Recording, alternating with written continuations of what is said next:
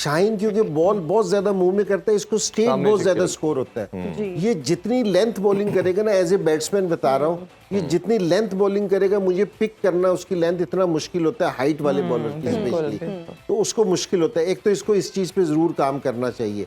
और आपने पीएसएल में इस दफा की मैं बात नहीं करता कि रिदम में नहीं है, लास्ट ईयर भी पहले ये 2 ओवरों में पता चलता था कि जी 7-8 रन दिए, 1 से 2 खिलाड़ी आउट किए, लेकिन जिस टाइम फिनिश किया उस टाइम ये 35 से 40 पे ही फिनिश करता था कि एंड के ओवर्स में इससे बॉलिंग नहीं होती थी कि लोग इसको 10-12 रन ले जाते थे। तो ये डेफिनेटली इसको है ना अपनी थोड़ी सी बॉलिंग में है ना एंड में इसको यॉर्कर भी आना चाहिए, और स्लोअर वन वेरिएशन है ना इसके लिए सीखना बहुत जरूरी है।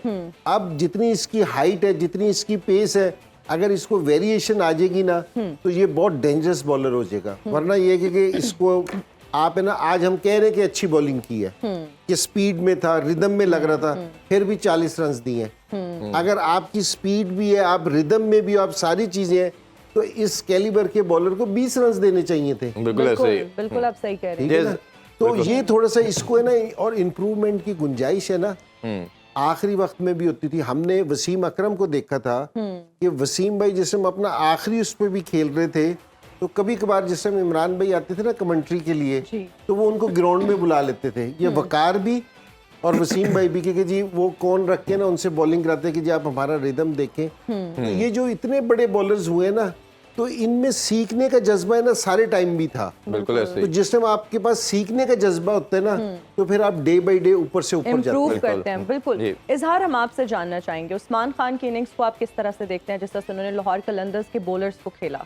बेहतरीन इनिंग्स थी, और वही जिस तरह अंजमाम भाई भी बात करते हैं, हम एक्सपेक्ट करते हैं कि जिस तरह हमारी यंगस्टर्स हैं, उस्मान है या साहबजादा फरहान है या साइम अयूब है, कि इस तरह की इनिंग्स वो कंसिस्टेंटली खेलें।